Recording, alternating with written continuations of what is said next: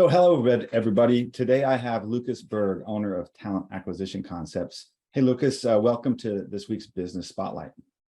Hi, Kelly. Thanks for having me.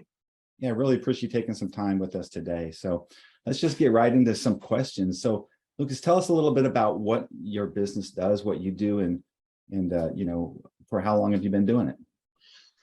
I've been in talent acquisition and talent management for longer than I care to say, over 25 years.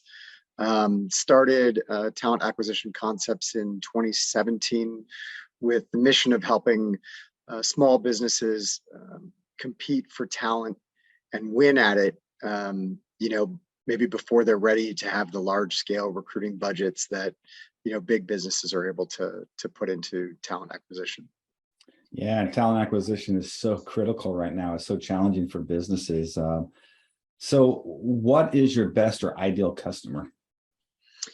For us, it's a small, growing business that takes hiring people seriously, right? Where they, the idea that your people are your business, your people are the most important asset in your business is not just lip service in these organizations, right? It's that they have to be willing to make an investment in that.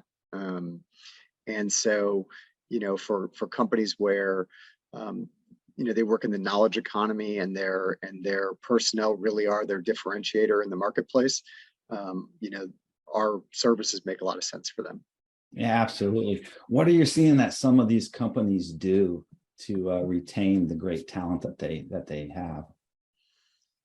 I think it begins with management and leadership, because kind of as the old adage goes, right? Like people don't quit a job, they quit a manager or they quit a boss, and we find that to be very true. And there's only so much that you can do with money and with benefits. What really differentiates yourself is how you treat your people and the type of work and projects that you pursue, and that you get folks involved in. Yeah, absolutely. Our process of building a winning team, the very top of it is strong leadership. So the fact that you said leadership is critical, because it is. What has been the biggest impact of COVID-19 to your business and your industry? Well, we're DC based, and most of our clients are in one way, shape, or form federal contractors. And so, although we've certainly seen a shift in how work works, our clients, for the most part, have continued to need to hire highly talented personnel, again, largely in the knowledge economy. So, with some of our clients, they were already very flexible work environments. We have seen, I think there's been some damage culturally to organizations because of COVID, right? That esprit de corps, right? That gosh, I really dislike using the phrase corporate culture, but right, that team spirit that you have, it's harder to maintain when every interaction has to be a scheduled interaction, right? Everything is a talking head on a screen, right? There's not quite that same warmth, and there's not those incidental interactions where you learn, oh, my kid and your kid play softball in the same league, right? Because we're never going to pause our meeting with 16 other people on it online to have those kinds of sidebar conversations. And I think, if I can wax philosophical for a second, I think folks who are really dug in about wanting to, work remotely 100% of the time, are doing themselves a disservice. This is our modern tribe, right? Beyond our family units now, the only, real team that most of us are part of is our work team. And we lose a big piece of our self-identity when we don't get to interact with that on a regular basis. Yeah, you mentioned culture, and we feel that culture is super important in any great business, and it needs to be very intentional. So it's much harder to be intentional with culture when you're not together as much. But how much of having a great culture do you see with businesses that you're placing people in? How much does that play into retaining and keeping great employees? I think your culture and your leadership, right? Like we talked about before, they're not two separate concepts, right? They're one and the same, right? Your leadership sets the tone for who your culture is, and every company, and again, we're clinging to this term culture, but every company has a culture, whether they mean to or not. And you don't control your culture by saying, we're a fun business, right? Well, that's great. But if you're a fun business and then you ask everybody to work 75-hour work weeks and like with no benefits and no perks, and you don't ever do anything, you can say we're fun all you want. It doesn't make it reality, right? So, Right. So your culture has to get set from the top, and it's about people living their values and their ideals in their business. Yeah, great. I mean, I love that because, the culture has to be intentional. Otherwise, it'll just emerge and it might not be the right culture, right? It might not be the culture the business owner wants. So you have to be very intentional about it. And it has to resonate, and people have to live it and hold each other accountable to it. Because let's face it, I mean, would you agree that you can be the best at whatever your job is, but if you're clashing with the culture of an organization, you're not going to make it there, right?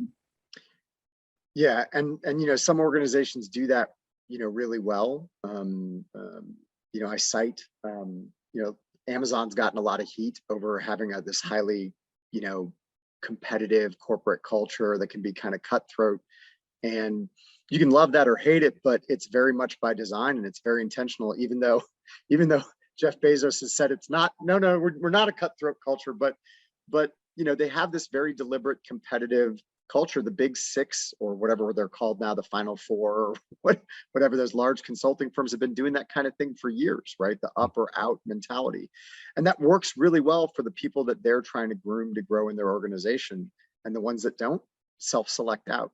Yeah, they know what they know what it is, and they're either with it or they're not. So yeah, absolutely. So what's one of the biggest learnings for you since you've been a business owner?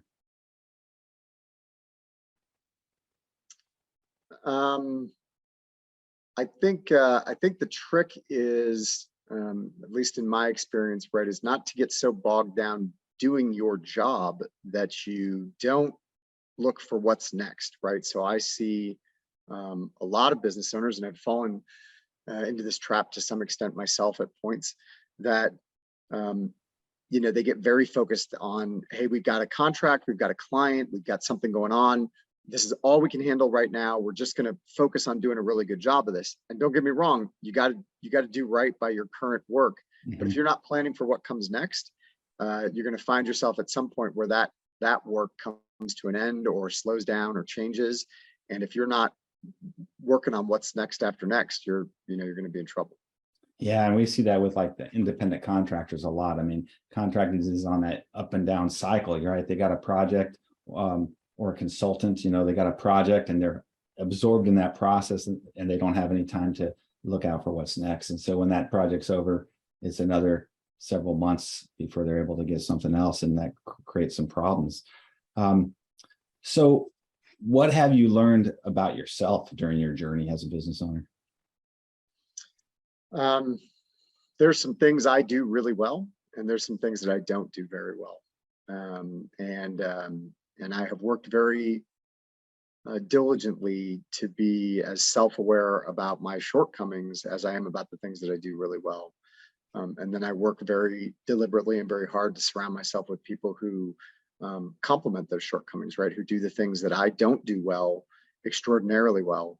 And I joke that everything I needed to know about business, I learned working at Domino's Pizza in high school, where my boss used to say aces in their places, right? You put the people who are good at things in jobs where they get to be good at their job. They're happier, you're more productive, and the business is more successful overall. Yeah, that's a great point. So Lucas, what advice would you give to anyone that's thinking of going into business? I think, first of all, it's the best decision I ever made, right? And I think if you have the drive to do it, because it's not a 9-to-5 job, and it involves fear and risk and hard work. at a level that I think most folks don't want or need to put into their normal day job. But if you have an appetite for those things, if that excites you, if you're ready for it, then my goodness, you have to go after it, and you have to go all the way, right? There's no kind of halfway, with starting your own business, or at least it was not successful for me. I made a couple of aborted attempts to start businesses while I worked for other people, and it just, if you can't put everything you have into it, I don't know that it can be successful. Right. I would agree with you 100%. People that try to do it on the side, or a side hustle, or, it's really a hobby for them. It's not a business, it's until you put everything into it and take that risk. But understanding there's huge payoff and, with that hard work, right? Yeah, So 100%. that is really, really awesome. So Lucas, any offers that you'd like to include in the newsletter? Oh, gee, I wasn't necessarily prepared for that, but I certainly I'll offer what I would offer really to anyone, which is that if someone has got a problem with hiring, or with talent acquisition, or talent management, or retention, and I think a lot of folks are dealing with those kinds of things right now, I'm happy to have a conversation, and whether or not you ultimately use services from my company or not, I'm happy to impart a half hour, an hour of my time and experience to help you solve your problems. Excellent. Well, Lucas, I really appreciate your participating, and some great wisdom. I mean, some really great stuff that you talked about. So I really appreciate that. We're going to get this out so other people can learn from you. And so thank you very much. No, I appreciate it. Thanks very much, Kelly.